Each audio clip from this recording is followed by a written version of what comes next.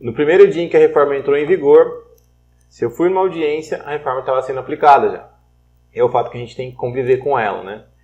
E no meu canal eu acabo tendo contato com muitas opiniões de advogados, né? E tem um advogado que escreveu uma vez um comentário de um vídeo meu em que eu estava falando sobre um pouco sobre advogar com a reforma, algumas mudanças, né? Aplicar. E ele falou algo assim, ele falou, olha, se eu só souber quando é que os juízes e fiscais vão começar a aplicar o mesmo entendimento, já seria muito bom. E é um fato que a gente está nesse momento com bastante divergência, né, dentro da Justiça do Trabalho, com relação a vários pontos que são controvertidos, né. Falar um pouco sobre esse assunto, essa questão de insegurança, né, de uma insegurança que está sendo gerada, eu acho que até por causa de como aconteceu o processo, né, que facilitou, né, acho que gerou essa insegurança, né. Mas com relação a isso, você vê, porque a insegurança de qualquer maneira ela é ruim, né? Ela não é bom para ninguém, né? Não é boa, seja para aplicar ou para não aplicar. Sim. Eu posso entender, por exemplo, que algo é inconstitucional em defesa, por exemplo, de um trabalhador que seja meu cliente, mas se eu não tiver uma possibilidade de ser reconhecido inconstitucional num processo, então eu tenho que guardar isso para mim, guardar isso também como uma opinião, mas eu não posso falar para o meu cliente, por exemplo, que aquilo é inconstitucional, né? Ele vai, no processo ele não vai ser inconstitucional, então acho que insegurança é algo que realmente é ruim, né, para todos. Sobre essa perspectiva de estabilização, que a Justiça do Trabalho realmente acabou com isso nas mãos, né? Um trabalho que, em razão de o processo ter sido tão atribulado, rápido, né, sem discussão, assodado, na minha opinião. E a Justiça do Trabalho acabou com essa responsabilidade de chegar, pacificar aí entendimentos sobre coisas fundamentais que as pessoas, que os advogados têm que lidar hoje, os empregadores e os trabalhadores também, porque eles não podem simplesmente parar e esperar, né?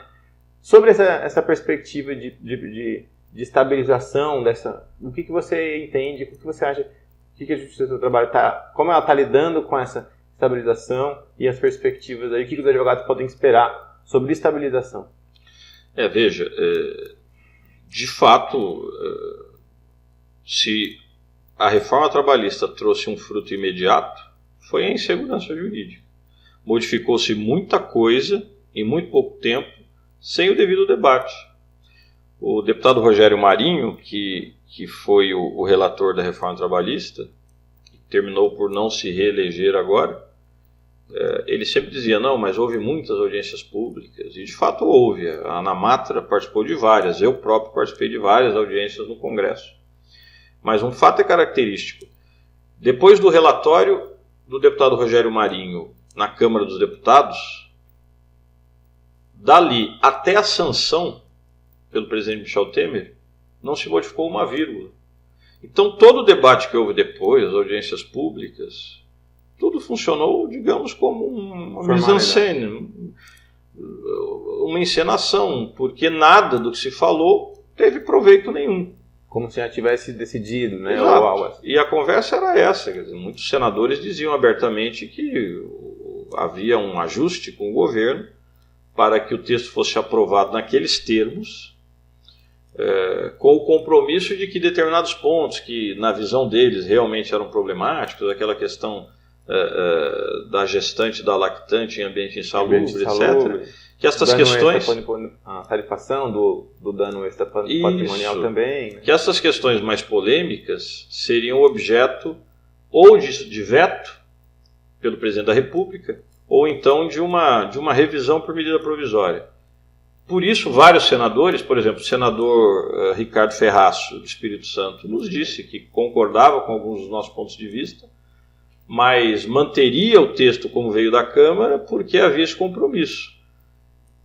Também não foi reeleito. No final das contas, o que é que houve? O presidente da República promulgou sem vetar coisa alguma, editou de fato uma medida provisória, que a meu ver melhorou muitas coisas, era MP 808, mas não teve empenho ou, enfim, interesse ou até força política para transformar a medida provisória em lei. Portanto, ela caducou e tudo voltou a Dantes, exatamente ao texto. no quartel de Abrantes.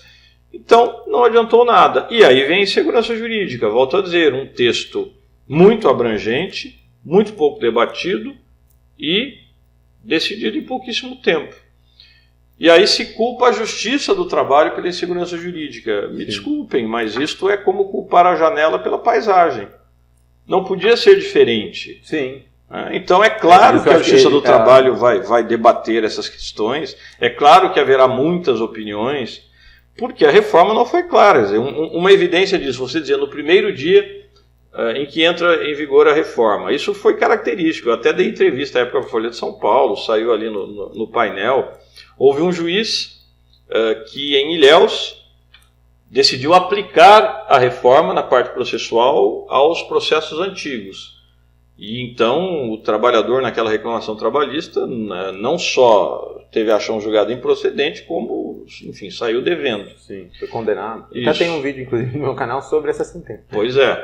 Na segunda-feira seguinte, um juiz em Salvador, então no mesmo regional, TRT da 5ª Região, decidiu exatamente o contrário, que as regras processuais não se aplicavam aos processos antigos. O que, a meu ver, era o mais correto e acabou sendo o entendimento do TST na Instrução Normativa 41, que me parece o mais correto. Mas veja, houve esta divergência que obviamente trouxe uma imensa insegurança jurídica, simplesmente porque a lei não disse. A lei não disse qual era a regra de direito intertemporal para as questões processuais. E, nesse sentido, inúmeras outras questões que, de fato, terão de ser debatidas nos tribunais, no primeiro grau, no segundo grau, os regionais vão votar as suas súmulas regionais, até que isto chegue ao TST, e agora há uma dificuldade maior, porque finalmente a reforma regulamentou a transcendência, então agora é mais difícil que as coisas cheguem lá, então é mais provável que veja, a própria reforma fez isso, é mais provável que essas divergências entre os regionais perdurem. Sim. A Lei 13.015 resolvia bem isto, mas a reforma mexeu profundamente nas alterações que a Lei 13.015 tinha trazido à CLT. Então ela dificultou o acesso ao TST. E o TST é que faz a uniformização nacional. Então vai demorar mais. E a culpa não é da Justiça do Trabalho, a culpa é da própria reforma. Sim. E, veja, no final das contas, os horizontes de segurança que têm se conformado são aqueles que vêm do Supremo Tribunal Federal. Quase tudo foi para o Supremo Tribunal Federal, outra evidência da insegurança jurídica. Sim. Deve ser um recorde, João. Foram mais de 25 ações diretas de inconstitucionalidade, isso em 6 meses, a respeito da mesma lei. Eu não sei se já houve algo semelhante em outro caso. Sim. Bom, várias já foram julgadas, então. A questão da não obrigatoriedade da contribuição sindical já foi julgada. A questão da terceirização de atividade fim não foi julgado, mas se julgou caso... a questão da súmula 331, que vinha dia antes e era a jurisprudência consolidada do TST, dizendo não pode haver terceirização de atividade fim. Então é óbvio que quando for julgar os artigos que a reforma modificou na Lei 6.019, vão seguir o mesmo entendimento. Então eu considero que isso já está praticamente decidido. Sim. Né? Agora, outras coisas que estão lá e não foram decididas. Trabalho intermitente. Justiça gratuita, que é o que eu ia dizer. Esse já tem 2 votos. Né? Um voto do ministro Barroso propondo interpretação conforme. Um voto do ministro Fachin, a meu ver, o mais adequado, dizendo que é mesmo caso de inconstitucionalidade tout court, como diziam os franceses. Ou seja, tem de riscar texto mesmo.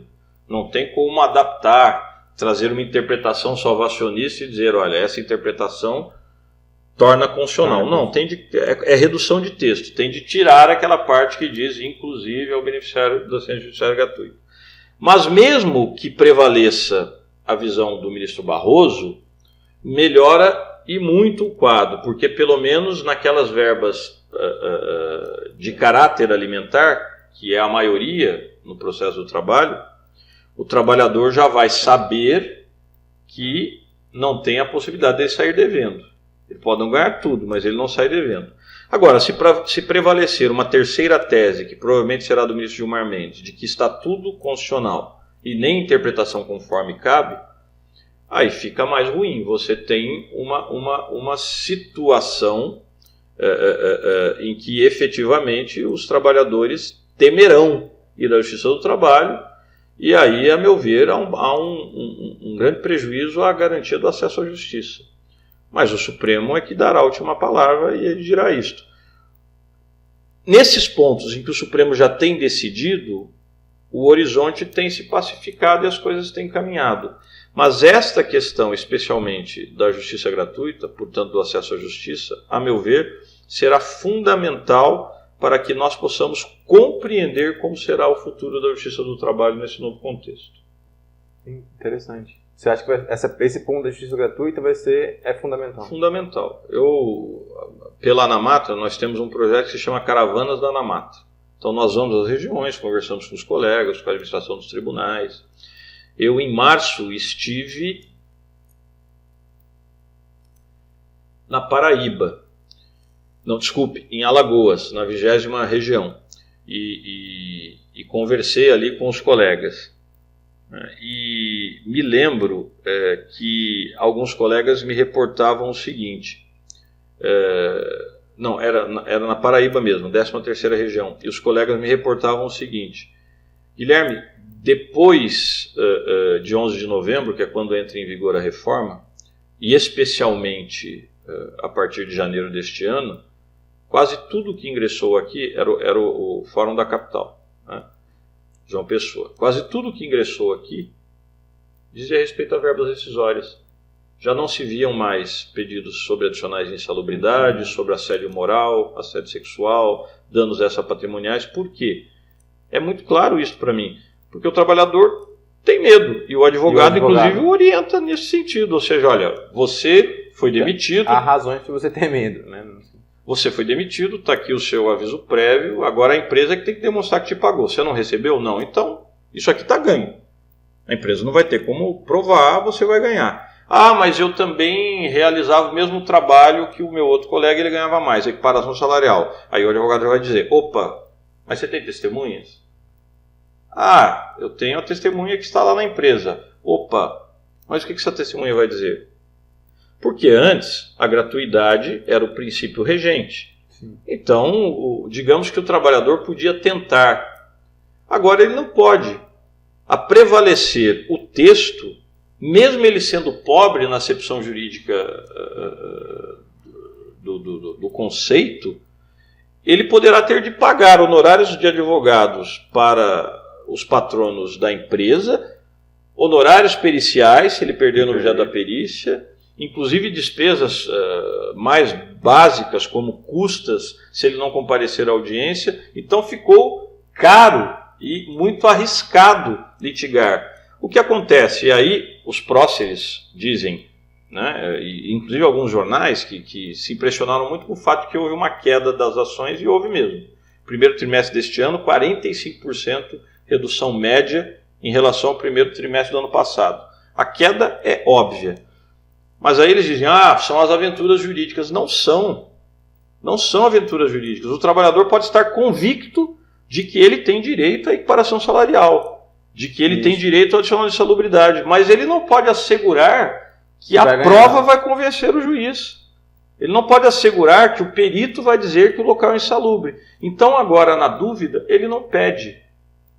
Isto resolveu algum problema de litigância excessiva? Na minha visão, não.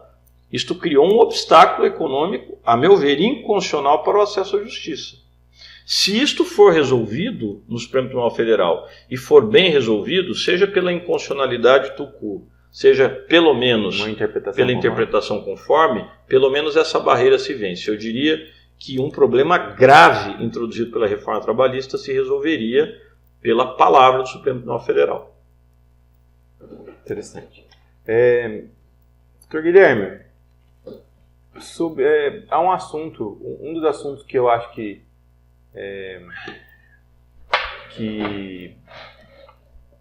está causando muita dúvida entre advogados, principalmente advogados de empresas. Recentemente saiu uma matéria jornalística que dizia que a grande maioria dos empregadores ainda não aplica, não tem coragem, vou colocar assim, para colocar em prática o trabalho intermitente. E um fato é que isso foi colocado para que os empregadores usassem, né, como uma alternativa positiva para os empregadores, né, para os empregadores. Especificamente sobre esse ponto aí para os nossos colegas aí, os advogados que dão consultoria para a empresa, que orientam empregadores, o que você acha que eles poderiam assim falar hoje sobre o trabalho intermitente para o empregador que, por exemplo, chega e pergunta para ele: eu quero colocar isso em prática? Olha, é uma pergunta difícil. Eu posso responder em tese. Eu não diria que seja possível criticar esses empresários, porque acho que, pelo contrário, eles estão sendo cautelosos e, se estão sendo orientados a isso por seus advogados, acho também, sempre em tese, que é uma boa orientação. Porque, de fato, o trabalho intermitente, sobre ser constitucional ou não o instituto, na sua regulação legal, há também discussões de constitucionalidade. E essa questão está no Supremo. Então, pode ser, de fato, que uma empresa contrate um trabalhador intermitente e depois, diante do que o Supremo diga a respeito, tenha de pagar o que não esperava pagar. Eu acho, pessoalmente, mais seguro, inclusive, contratar um trabalhador no regime ordinário, que é o do contrato de trabalho por tempo indeterminado. Né? E vejam, não é uma visão protecionista, não. É porque realmente, se nós pensarmos com cautela, é no mínimo estranho admitir que eu possa ter um trabalhador que tem registro em carteira, ele é um empregado intermitente. Ele tem registro em carteira, mas ele pode passar 1 mês, 2 meses, 6 meses, 1 ano, 2 anos, sem receber um tostão sequer. A medida provisória 808 pelo menos limitava isso a 12 meses. Ela caducou, não há mais limite. Então vejam, eu posso ter um trabalhador que é um trabalhador que presta serviço sob demanda, essa é a ideia do trabalhador intermitente, e no entanto pode ser que não haja demanda. E ele não seja chamado nunca para trabalhar naquela empresa. E de repente o empregador não vai também ter interesse de rescindir, porque ele não está tendo gasto nenhum também. Exato. Está lá à disposição dele, e, enfim, também se ele propuser e o trabalhador não quiser, tudo bem. Ele tem um exército de trabalhadores intermitentes, ele chama quem bem entender. Então, o que vai ser discutido, isto, volto a dizer, já está sendo discutido no Supremo e é, por exemplo, objeto do que eu posso fazer uma propaganda do que eu apresento, do que nós apresentamos nesse livro, Comentários à Lei da Reforma Trabalhista, da LTR, a respeito disso. E também uma reflexão que o professor Maurício Godinho Delgado faz no seu livro sobre a reforma. Se a Constituição, no artigo 7º, disse que mesmo no trabalho por produção há que se respeitar o salário mínimo, isto não vale para o trabalho intermitente? O que é o salário por produção? Bom, eu vou receber por peça. Então, se eu produzir uma peça no mês, eu recebo apenas o valor daquela peça. Sim, mas aí a Constituição diz, alto lá.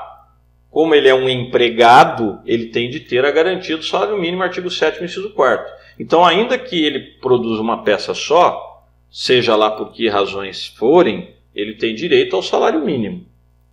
Bom, para o intermitente não funciona assim, porque é uma situação semelhante. Ele não vai produzir uma peça, mas ele vai ser chamado para trabalhar 1 hora. E aí ele vai receber 1 hora naquele mês. É claro que a ideia do legislador é exatamente esta. Mas o problema é se esta ideia está de acordo com a Constituição. O professor Maurício Godinho entende que não, que o salário mínimo deve ser garantido. Nós também entendemos isto. Bom, aí este empregador imagina que vai pagar apenas as horas em que houve efetivo trabalho, mas depois é surpreendido com uma decisão nesse sentido. Então há um risco. E volto a dizer, não culpem a Justiça do Trabalho por isto.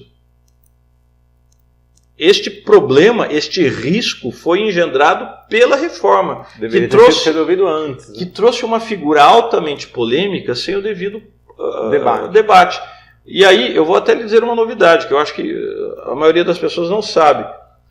Brinca-se muito que esta figura estaria positivando a chamada jornada McDonald's. Me permita fazer esta referência. Por quê? Porque houve no Brasil uma ação civil pública em face dessa rede de lanchonetes, porque eles utilizavam trabalhadores com essa jornada flexível.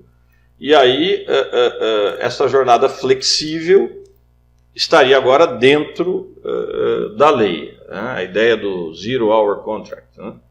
Bom, esta rede de lanchonetes mesmo, por um acordo feito com o Ministério Público do Trabalho nessa ação civil pública, não está utilizando essa jornada. Isso recente. Agora, com a reforma reforma em vigor. Então vejam, isto demonstra como de fato seria melhor ter discutido melhor esta figura, mais demoradamente, mais cautelosamente, a fim inclusive de identificar balizas de segurança para que o empresário possa ou não utilizar essa modalidade. Sim. Legal. Bom, tem um assunto que eu acho que me interessa muito pessoalmente, quando a gente pensa sobre rumos e futuro do direito do trabalho. É um assunto grande que eu nem quero entrar muito nele, mas eu me interesso muito por um ponto específico. O professor Maílson Godinho Delgado tem um livro antigo dele, uma obra que chama Democracia e Justiça, em que ele fala, não vou lembrar exatamente as palavras, mas que a democracia de um país, a qualidade da democracia de um país é diretamente relacionada à qualidade do direito do trabalho, do sistema trabalhista do país. E ele está falando principalmente de autonomia, né, de normas autônomas, normas heterônomas, né? E o fato que o direito sindical brasileiro, o sistema sindical brasileiro, a realidade sindical brasileira, a realidade do direito coletivo do trabalho, ela tem uma história aí corporativista, né? E eu vejo que de 88 para cá, ela talvez tenha evoluído um pouco a passos muito lentos e contraditórios. O que você pensa sobre a realidade atual hoje do sistema sindical? E se você concorda que a melhoria da qualidade, a mudança desse sistema, a melhoria com relação ao sistema sindical realmente poderia ter aí um efeito positivo no direito sindical brasileiro, no direito do trabalho brasileiro, nas soluções dos conflitos trabalhistas do país, se isso poderia ter um efeito positivo. Agora eu vou dar a minha opinião, não é nem necessariamente a opinião da ANAMATRA, é a minha opinião. Acho que o sistema sindical brasileiro precisa realmente de uma reforma. E acho que a reforma trabalhista, nisso, em algum sentido, olhou para a direção certa. Na minha opinião, já não se justificava uma contribuição sindical com caráter tributário se o que dispõe o artigo 8º, inciso 1º da Constituição é exatamente a não interferência do poder público na organização sindical. Como é que, diante deste princípio constitucional, eu posso imaginar sindicatos alimentados, financiados por tributos? Mas a própria Constituição ressalvou a contribuição prevista em lei.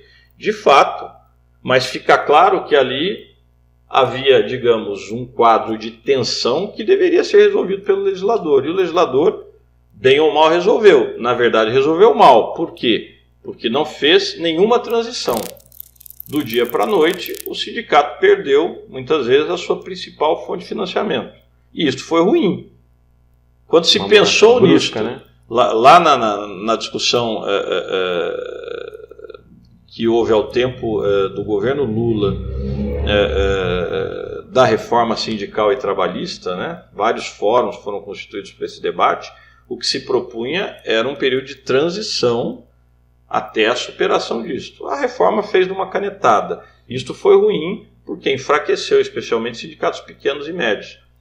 Mas, por outro lado, a direção é esta. Você não tem como eternizar um sistema em que não há liberdade sindical plena no sentido de constituição de sindicatos. Por quê? Porque a Constituição só admite um sindicato por categoria por base territorial. Você também não pode ter sindicato de empresas, como lá nos Estados Unidos, porque a Constituição exige que a base territorial não seja menor que o município. Então aqui em Taubaté nós temos 2 montadoras. Eu não posso ter em Taubaté um sindicato para cada uma, porque eu teria uma base territorial menor que o município. Então isso também não pode, né? Eu não posso ter sindicatos que representem categorias distintas. Então, de fato, a liberdade sindical no Brasil está cerceada. Não é à toa que o Brasil não é signatário da Convenção 87 do OIT, nem pode ser. Isso precisa ser superado. E eu acho que os números, João, demonstram bem isso. Eu sempre cito estes números. O Brasil tem cerca de 17 mil sindicatos, mais ou menos 14 mil de trabalhadores e uns 3 mil patronais. Esses são os dados mais citados, né? Recentemente eu vi uma palestra em um congresso de que participei, do professor Lima Teixeira, e ele até dizia que, na verdade, as estatísticas mais recentes do Ministério do Trabalho apontam algo para lá de 20 mil.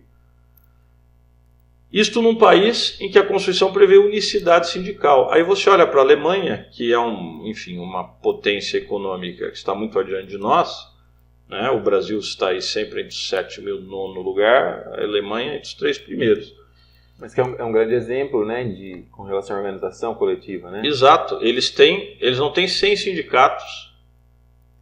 Eles têm toda a atividade econômica que nós temos no Brasil e muito mais, né? Muito mais. E, no entanto, eles não têm 100 sindicatos. Alguns sindicatos, de fato, funcionam nacionalmente e representam todo um segmento econômico. Mas isso se formou naturalmente, não por força da lei. A diferenciação que o professor Amaury Mascaro fazia entre unidade sindical e unicidade sindical, que é imposta por lei.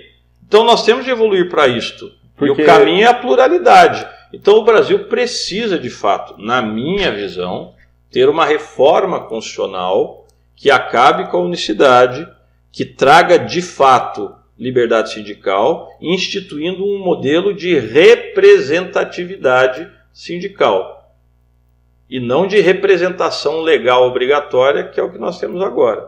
E aí nós poderemos caminhar para algo mais democrático mesmo na perspectiva dos sindicatos. Então acho que será uma evolução do ponto de vista da sociedade civil organizada para a própria democracia. Porque o fato é que o Brasil, que é um dos países fundadores da OIT, 1919. Um país que, portanto, assumiu todos os compromissos internacionais daquela organização.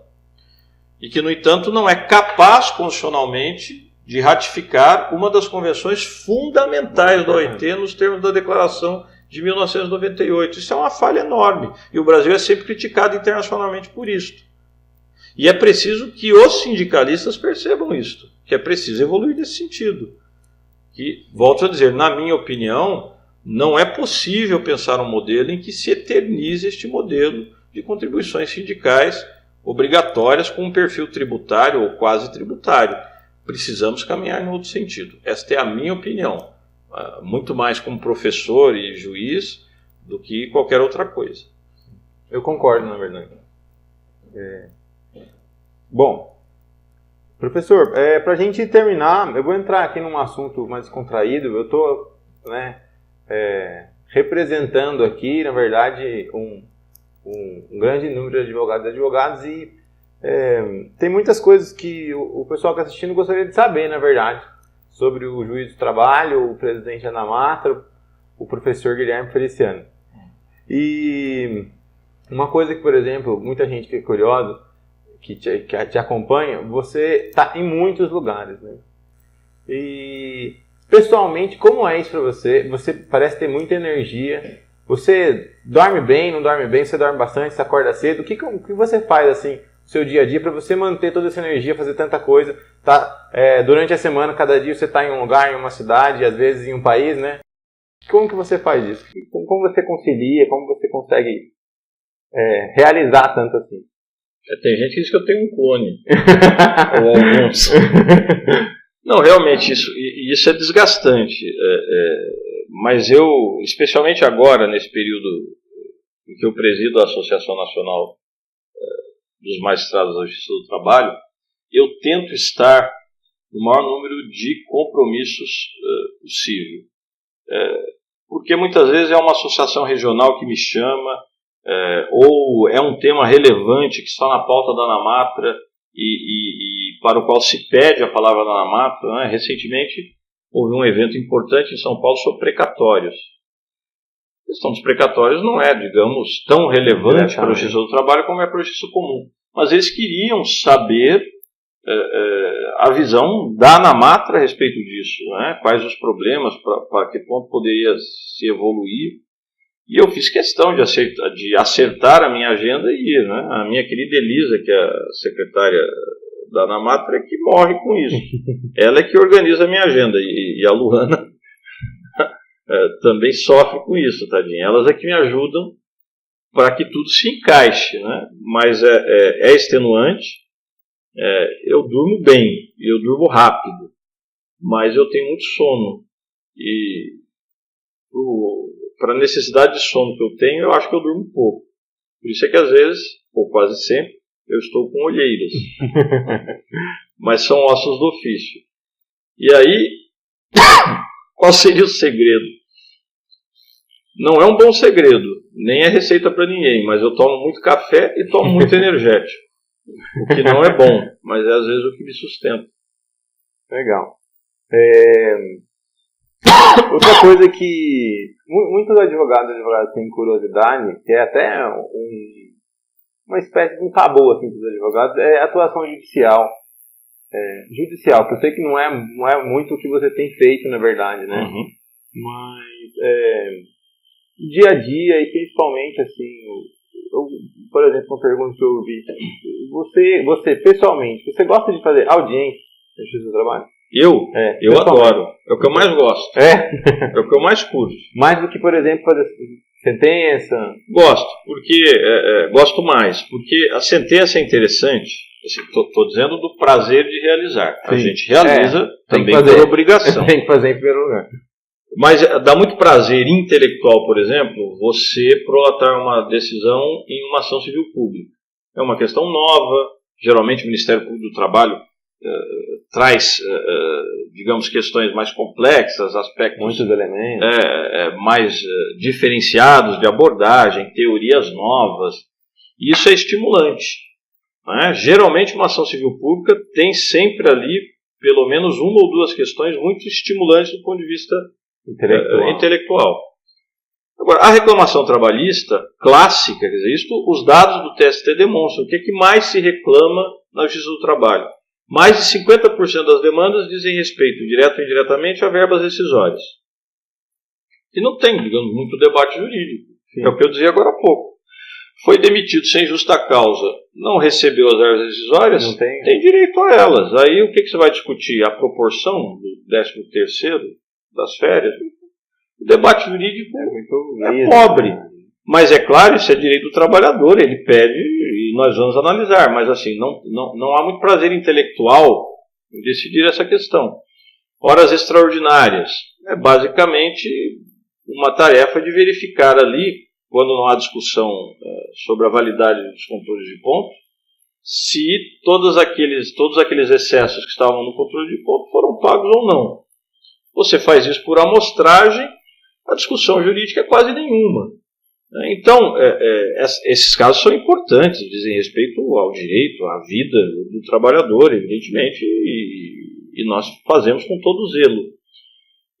Mas não é tão fascinante quanto uma questão, por exemplo, sobre a possibilidade de proteção do trabalhador contra a automação a partir da regra constitucional que não foi regulamentada por lei. Isso é muito mais estimulante, né?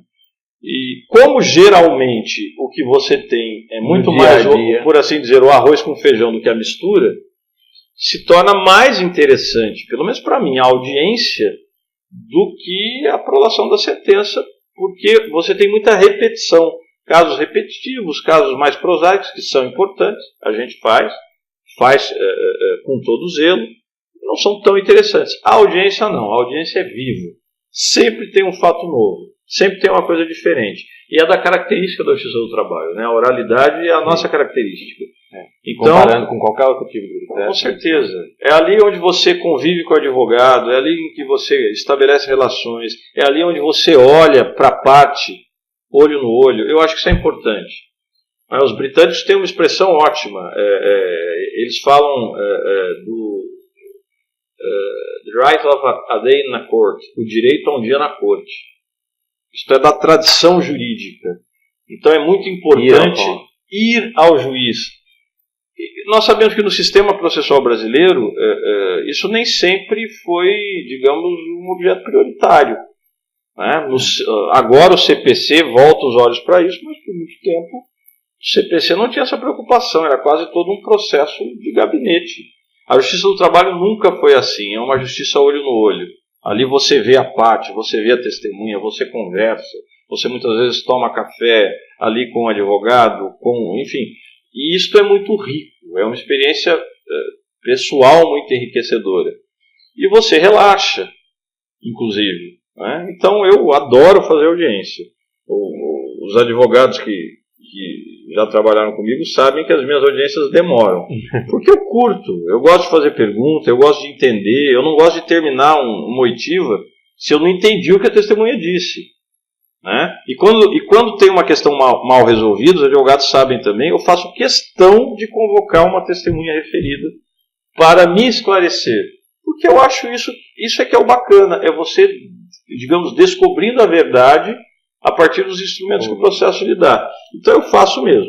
Né? Eu sei que os advogados sofrem, eu me desculpo por isso. Eu tento fazer coisas mais concisas. Mas é com boa intenção, né? Mas é com boa intenção. Então, lá na primeira vara, quando eu estou lá, às vezes as audiências começam às 9, acabam para lá das 18, porque a gente faz com gosto, faz com prazer.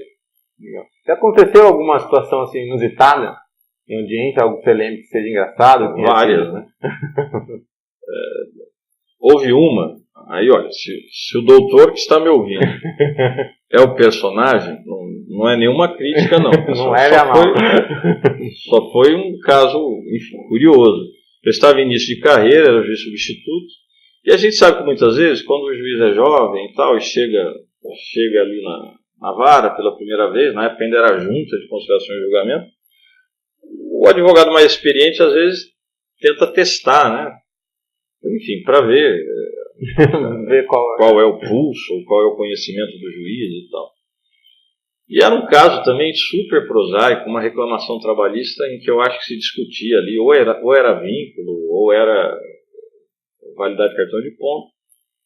Testemunha, eu então ia ouvir a testemunha, a primeira coisa que você faz é qualificá-la.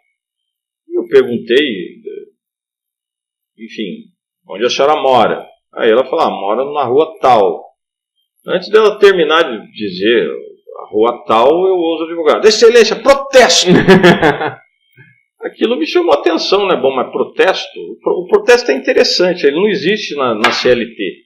Mas ele surgiu no contexto forense porque a CLT diz em determinado artigo que o advogado deve falar sobre os vícios exatamente naquele tipo de trato das nulidades, no primeiro momento em que ele puder falar nos autos. E nunca se entendeu bem, a doutrina nunca se harmonizou sobre qual é o primeiro momento em que o advogado pode falar nos autos. Alguns autores diziam, não, é no momento das razões finais, serão aqueles 10 minutos finais ali. Né? Mas você criou uma cultura muito forte, acho que até por ser oral, né, talvez? Sim, e depois do estatuto, que veio o Estatuto da Ordem, que deu, enfim, grandes prerrogativas aos advogados, ficou muito claro que o advogado poderia se manifestar a qualquer momento. Bom, se ele pode se manifestar a qualquer momento, o primeiro momento em que ele pode falar nos autos não é nas razões finais, é no momento que ele quiser. Então, muitas vezes, surgia este temor de, bom, eu acabei de perceber aqui que houve, enfim, um prejuízo à defesa. Então eu vou dizer agora. Não falar agora. O juiz pode entender que vai precluir. E aí surgiu esse protesto, que é um negócio de filme americano, mas que na Justiça do Trabalho ganhou corpo. Protesto, ou seja, o que o advogado está dizendo ao juiz? Eu percebo um vício, quero consigná-lo, Porque quando eu não quero que isso preclua, e lá no recurso ordinário eu quero discutir esse vício. Ok. Mas então, o juiz interpreta assim. Só que nesse caso a testemunha estava dizendo o endereço dela. Enfim, estava protestando para quê? E eu, como eu disse, eu acho que o advogado queria, enfim, verificar como é que eu reagiria. E a minha reação foi esta que eu lhe disse. Eu não gosto de coisas mal resolvidas. Se a testemunha fala eu não entendi, eu vou perguntar até o momento que eu entender. E eu não entendi por que ele estava protestando. Então eu não sei se ele esperava. Não, eu recuso o seu protesto. Eu simplesmente perguntei, ok, doutor, vou consignar aqui o seu protesto. Eu só queria saber por quê. Por que o senhor está protestando? Eu acho que ele me esperava isso. Então ele olhou bem para a minha cara, aí olhou para o papel que ele estava lá e falou, excelência, apenas protesto. Eu registrei isso. Neste momento o advogado apenas protestou. E pronto, está resolvida a questão. Um dia, se o doutor está me ouvindo, um dia vai me dizer por que protestou. Apenas protesto. Engraçado. Uma curiosidade, você chegou a advogar em algum momento da sua carreira? Logo que você se formou? Muito pouco. A Justiça do Trabalho, quando eu prestei concurso, não exigia tempo mínimo de advocacia. Né? Depois da emenda 45, passou a ser a regra aquele tempo mínimo. Mas antes não era, a CLT não exigia. Então, eu pude, logo depois da faculdade, já fazer o concurso. Eu me formei na Universidade de São Paulo em 1996. No segundo semestre de 1997, eu já era juiz do trabalho. Porque eu comecei a fazer o concurso ainda no 5º ano e depois passei no primeiro concurso, já emendei e já me tornei juiz. O que me trouxe algumas dificuldades, né? Isso é importante dizer, é muito valioso para o juiz o seu tempo de advocacia. Até pela cancha que ele tem de evitar certos conflitos desnecessários com os próprios advogados, de perceber o que é importante e o que não é importante. Entendeu? Exatamente, de entender a dinâmica. Mas eu advoguei ali, acho que 6 meses, muito pouco. Gostaria de ter advogado mais e reconheço que não ter advogado tanto no começo da minha carreira me trouxe uma certa dificuldade. O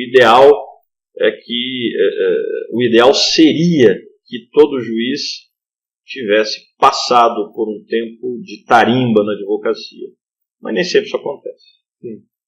E perspectivas de futuro, assim, de advogado já pensou? Aposentadoria, algo assim, ou nunca nem pensou nisso? Poxa. Tá longe ainda, né? Eu hoje me aposentaria com 55 anos, eu tenho 45, mas temos aí rumores, né, de reforma da Previdência. Pela PEC 287, que era esta que estava tramitando, o deputado Arthur Maia, eu já perderia 10 anos, iria para 65. E se eu quiser permanecer, com a perspectiva de ir para o tribunal, seriam ainda mais 10 anos, né? Porque a compulsória é aos 75. Então, se eu ficasse até o fim, eu teria aí diante de mim mais 30 anos. 30 anos. É bastante coisa. Precisa pensar o que vai fazer depois de 30 anos. Então, eu ainda não sei. Enfim, é claro que quando você ingressa na magistratura, você quer chegar ao fim da carreira. O fim da carreira é o chamado desembargo, né? Tornar-se desembargador. E é claro que eu alimento essa vontade. Então a aposentadoria, diante disso, seria algo distante para mim.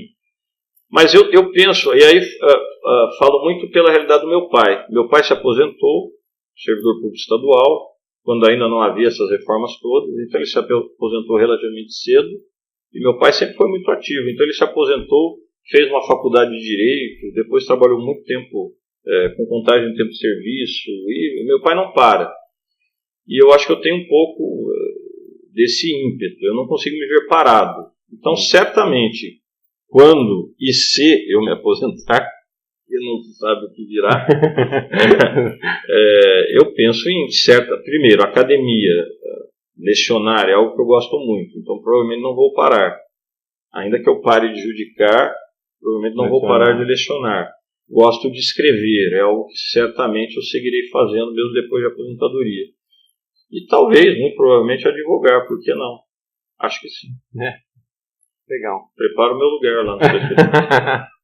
Seria uma honra. Daqui a 30 anos. Nem sei se você vai estar divulgando aí.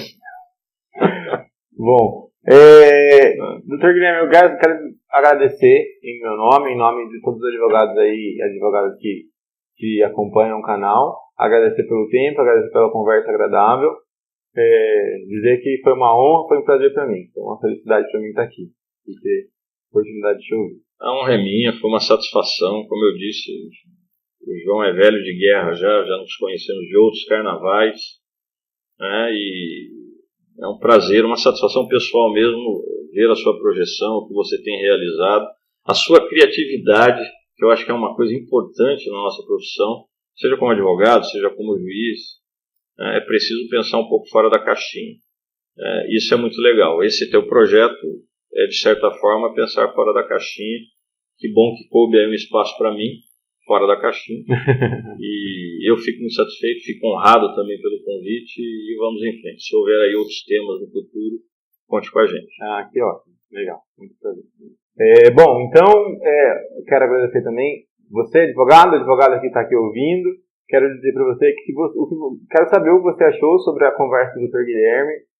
Coloca aí no comentário onde você está assistindo, ou no Facebook, ou no YouTube. Diz aí o que você achou. Diz se você quer que eu continue entrevistando aí outras pessoas que, né, podem trazer conteúdo muito interessante, como o Dr. Guilherme trouxe pra gente. E também, se você realmente gostou, compartilha para que outras pessoas também tenham acesso. Ok? Então, a gente se vê na próxima. Até mais. Agora é a vinheta? Agora. Pô, deu o quê? 3 horas? Olha como a Keca é educada. Olha que belezinha. Ela ouviu.